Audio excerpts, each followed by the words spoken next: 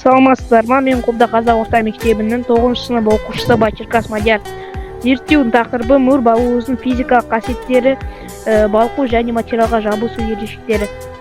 Зерттеүүнүн максаты мурдук балыгыбыздын балкуу температурасынын ар түрдүү биттерге жабысуу күчүн физикалык турда зерттөө.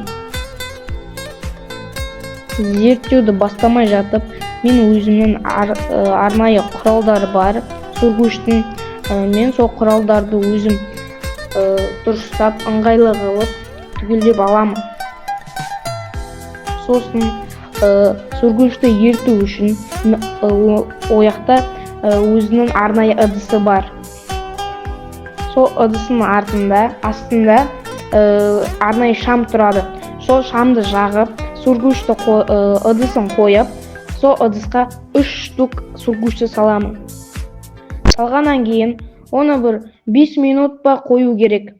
Эмне үчүн десеңиз, өйткөнү ол балкуу температурасы 80-70 градуска шамамен сол 70-80 градуска таяу керек. Эгер таямаса, ол дейтин өзүнүн балкуу температурасын жогалтып, жабысуу касиетин жоготот. Сосын мен өзүмө арнайы керек конвертти алып, сүргүчтү коюп, сосын оны тамбамен басамын. Тамбамен баскандан кийин мен оны бир 30 секундка кичине коя турам. Ол эмне үчүн 30 секундка? Өйткөнү ол катуу кажет. Эгер катпаса, ол алынып калады.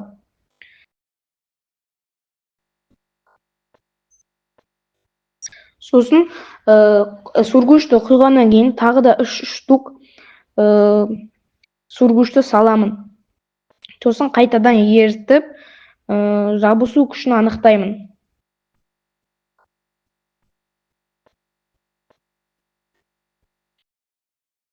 Жанагы айткандагыдай 3 штук салган сүргүчтү дурус балкуу үчүн өзүнүн арнайы таякчасы бар. Аралаштыруу үчүн сол таякпен аралаштырып, сүргүчтү жакшы эрүүүн кадагалаймын.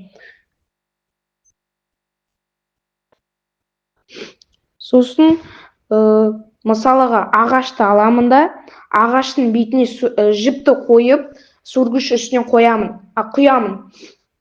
Сосын куйгандан кийин сүргүчтү тамбамен басып, жабысуу күчүн аныктаймын. Жабысуу күчүн динаmoметр көмөгү аныктаймын. Және де сүргүч каткандан кийин динаmoметр көмөгү менен агачтын жабысуу күчүн аныктаймын.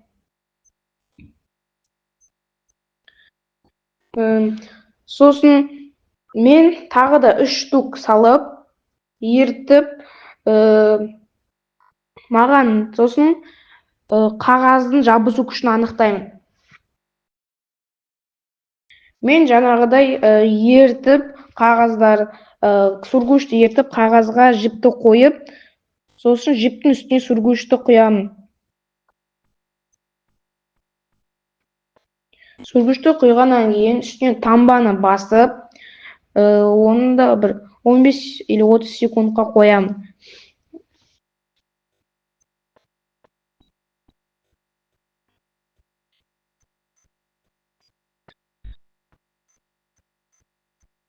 Сосын кагаздын тартуу күчүн аныктаймын.